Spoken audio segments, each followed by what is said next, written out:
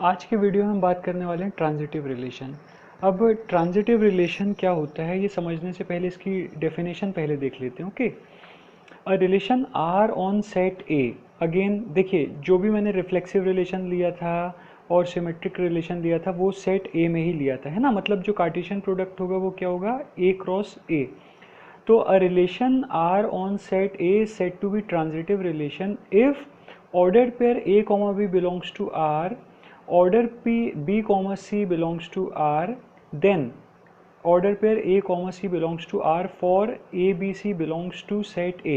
देखिए इसका मतलब क्या होता है कि ये ट्रांजिटिव रिलेशन क्या कहता है कि मान लीजिए कि कोई तीन एलिमेंट हैं a b और c जो कि किसको बिलोंग कर रहे हैं, सेट A को। क्लियर। अब ये कह रहा है कि अगर a b से रिलेटेड है और B C से रिलेटेड है तो हम ये देखेंगे कि A जो है वो किससे रिलेटेड होगा, C से रिलेटेड होगा। ओके, एक बार फिर से मैं बता दे रहा हूँ, आपका ये ट्रांजिटिव रिलेशन है।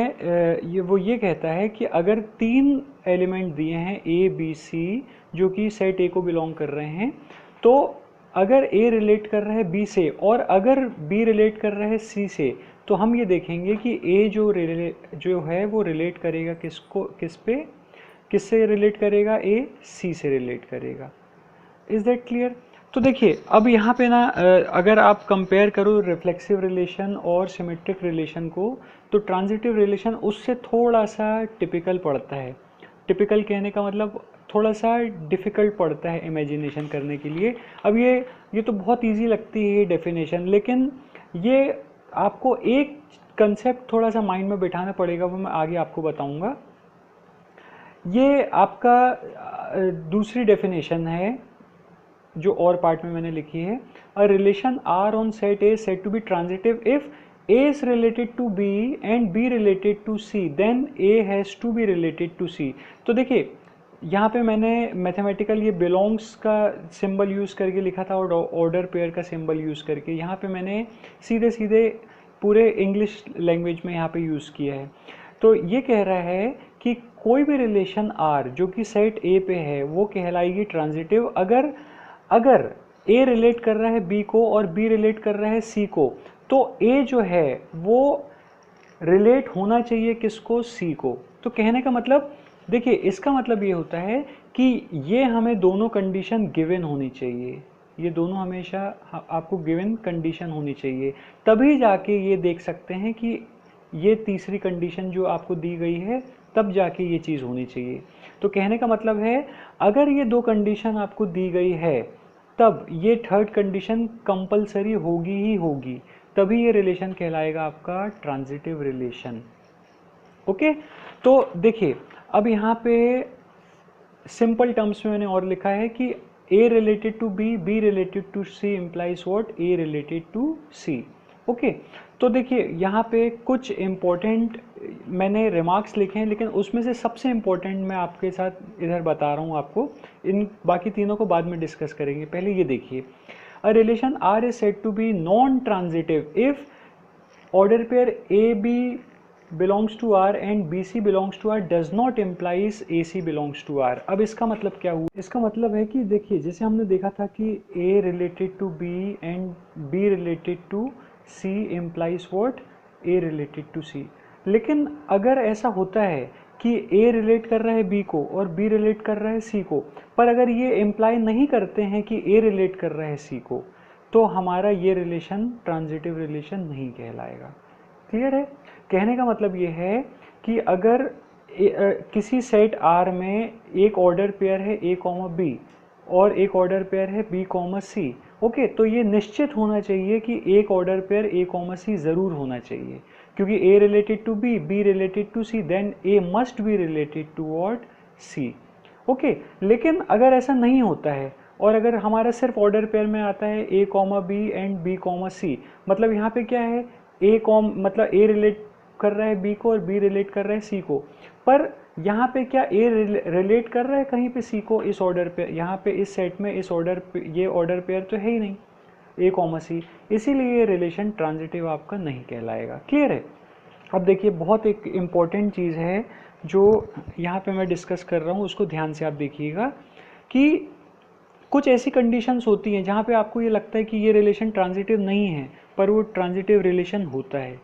देखिए फॉर एग्जांपल, मैं पहले एग्जांपल बताता हूँ फिर आपको उसका रीज़न समझाऊंगा। देखिए जैसे मान लिया कि हमने क्या किया यहाँ पे मैंने क्या किया कि एक सेट लिया A, ओके, उसमें 3 एलिमेंट्स है A B C। अब यहाँ पे मैंने क्या किया है कि उसका कार्टेशियन प्रोडक्ट अगर मैं लूँगा तो ये मैट्रिक्स बन जाएगी, ये मैं बता चुका हूँ आपको। अब हम देखते हैं कि ये फर्स्ट जो एग्जांपल है, तो क्या ये अगर रिलेशन R है, ये सब रिलेशन R हैं, तो क्या फर्स्ट जो है क्या वो ट्रांजिटिव रिलेशन है? तो हम देख लेते हैं। देखिए A रिलेटेड टू B, फिर उसके बाद B रिलेटेड टू A।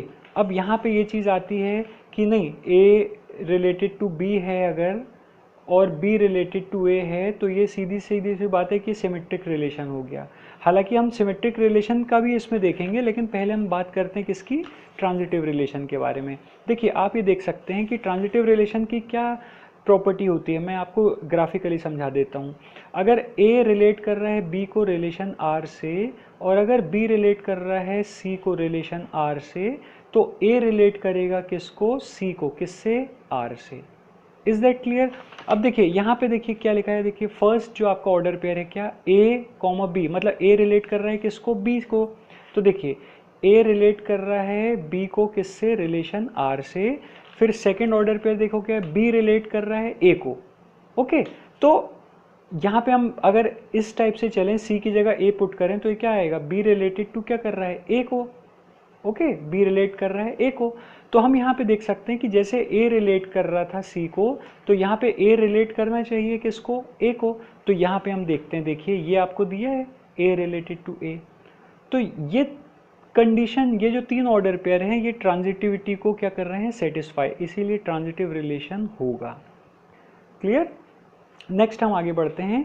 देखिए A related to A, B related to B, C related to C। देखिए अब यहाँ पे हम क्या देखते हैं, ये देखिए A किसको रिलेट कर रहा है, A को ही रिलेट कर रहा है। B किसको रिलेट कर रहा है, B को ही रिलेट कर रहा है। और C किसको रिलेट कर रहा है, C को रिलेट कर रहा है।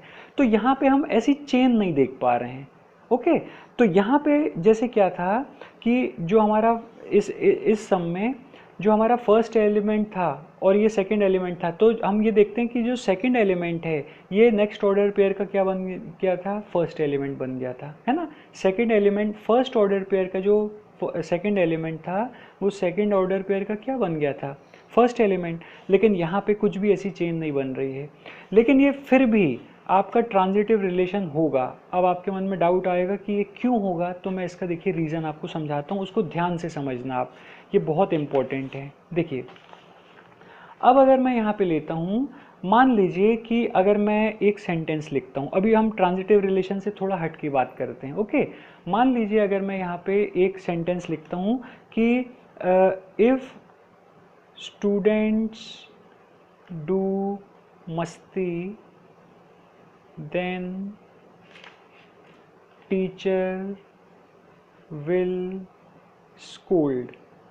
तो कहने का मतलब ये है कि अगर बच्चे मस्ती करेंगे, ओके, तो टीचर क्या करेगा, टीचर डांटेगा। तो ये मैंने एक सेंटेंस लिया, मान लीजिए इसका अर्थ क्या निकलता है कि अगर बच्चे मस्ती करेंगे तो टीचर क्या करेगा, डांटेगा। Okay, teacher will scold.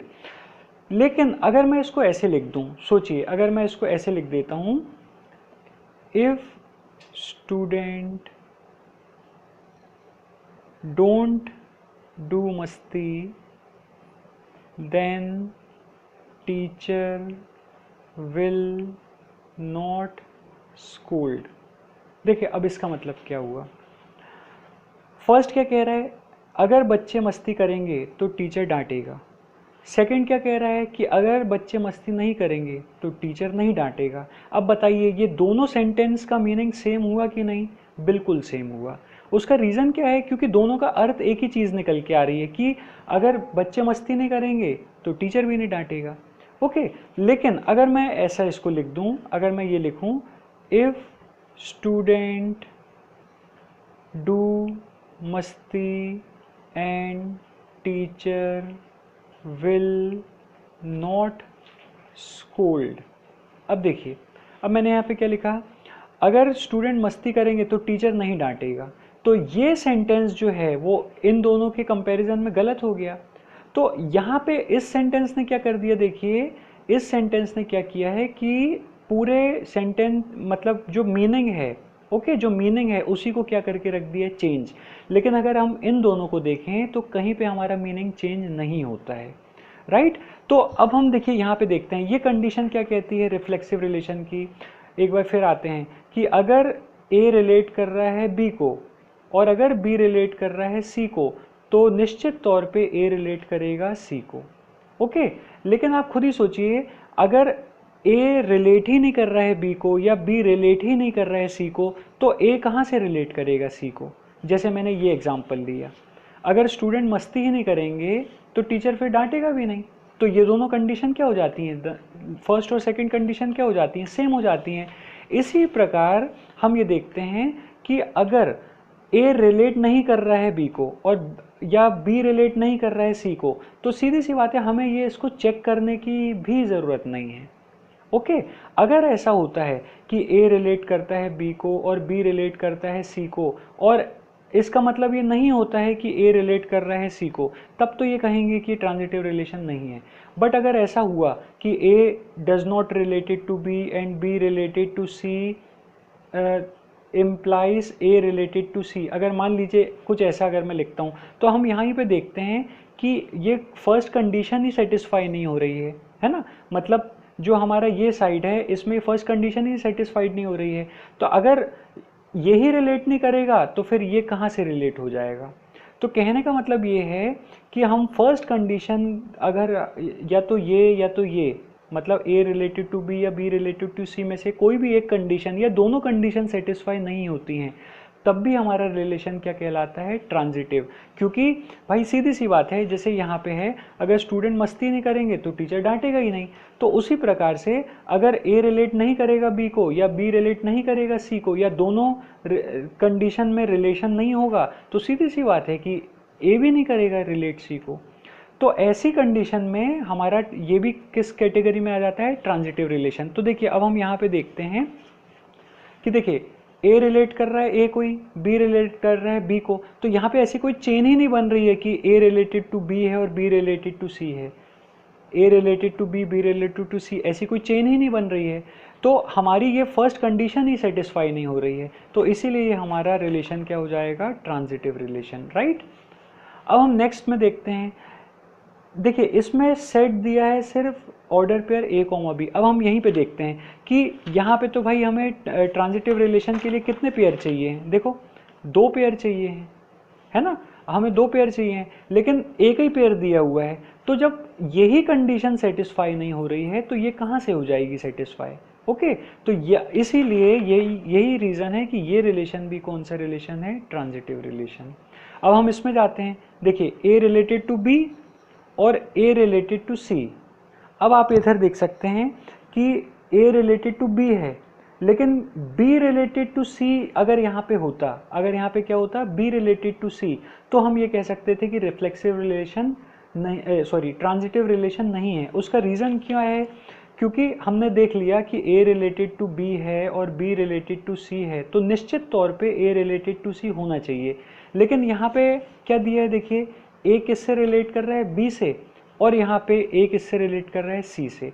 तो यहाँ पे ऐसी कोई चेन ही नहीं बन रही है, इसलिए ये जो आपकी LHS वाली कंडीशन है वो सेटिस्फाई नहीं हो रही है। तो मतलब ये वाली साइड कंडीशन है, ये सेटिस्फाई नहीं हो रही है, तो ये कहाँ से हो जाएगी सेटिस्फाई। इसीलिए ये रिलेशन भी क्या है आपका, ट्रांजिटिव रिलेशन। क्लियर है। अब हम देखिए यहाँ पे देखते हैं, A related to B, C related to B, again chain नहीं फॉर्म हो रही है, तो ये रिलेशन भी क्या है हमारा, ट्रांजिटिव।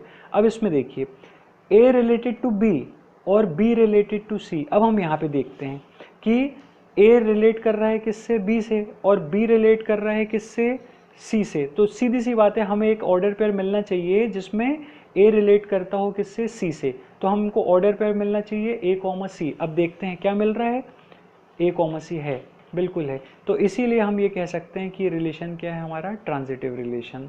नेक्स्ट में आते हैं, देखिए C related to A and B related to C। अब देखिए इसको ध्यान से देखिए, अब हम ये जानते हैं, ध्यान से सुनना, कि हम सेट में क्या करते हैं, हम सेट में क्या करते हैं कि ऑर्डर पेयर को अगर इंटरचेंज भी कर दें तो कोई प्रॉब्लम नहीं है। सेट में आपको पता है ना कि अगर मान लीजिए कोई सेट दिया है और किसी सेट में 1 2 3 है, तो हम उसको चाहें तो 3 2 1 भी लिख सकते हैं, वो सेट में कोई फर्क नहीं पड़ता है। ओके, सेम वे में हम यहाँ पे देख रहे हैं, इसको अच्छे से देख लीजिए कि यहाँ पे मैंने क्या लिखा, देखिए ये सेट क्या था, C, A और B, C। अब मैं इसको B, C और C, A लिख सकता हूँ, लिख सकता हूँ। अब देखिए यहाँ पे देखिए क्या आ रहा है, B किसको रिलेट कर रहा है, C को, और C किसको रिलेट कर रहा है, A को। ये क्लियर हुई बात। तो कायदे से B को रिलेट करना पड़ेगा किसके साथ, A के साथ। तो कहने का मतलब एक ऑर्डर पेयर इस सेट में होना चाहिए जो कि क्या होना चाहिए, B, A। लेकिन क्या यहाँ पे है, नहीं, यहाँ पे C, A और B, C है। ओके, तो मैं इसको कैसे लिख सकता हूँ, order pair C, B and C, A। अब आप ये देख सकते हैं C रिलेटेड, सॉरी यहाँ पे मैंने क्या लिखा है, C, A, B, C, sorry ये है आपका क्या, B, C। क्लियर। अब आप ये देख सकते हैं B related to C and C related to A, तो एक ऑर्डर पेयर इसमें होना चाहिए था जिसमें क्या होना चाहिए था, B रिलेटेड टू A, लेकिन यहाँ पे नहीं है, इसीलिए ये रिलेशन ट्रांजिटिव रिलेशन नहीं है। Clear, is that clear? I hope आपको समझ में आ गया होगा। अगर आपको कोई डाउट है तो आप मुझे बता दीजिएगा, मैं उसका भी एक सेपरेट वीडियो बना दूंगा जो आपको डाउट्स हैं। लेकिन आपसे रिक्वेस्ट है कि आप इसको बार बार पॉज करके देखें, आपको क्लियर हो जाना चाहिए। ओके, फिर भी अगर कुछ डाउट है तो आप मुझे बताइएगा। ये एग्जाम्पल्स कुछ मैंने लिखे हैं। ओके, ये कुछ एग्जाम्पल्स हैं आपके सामने, आपको ये बताना है कि ये रिलेशंस जो हैं क्या वो ट्रांजिटिव रिलेशन है या ट्रांजिटिव रिलेशन नहीं है। क्लियर है? तो नेक्स्ट वीडियो में हम बात करेंगे अगले टॉपिक्स की, तो आपका ये ट्रांजिटिव रिलेशन यहाँ पे कंप्लीट होता है। Thank you.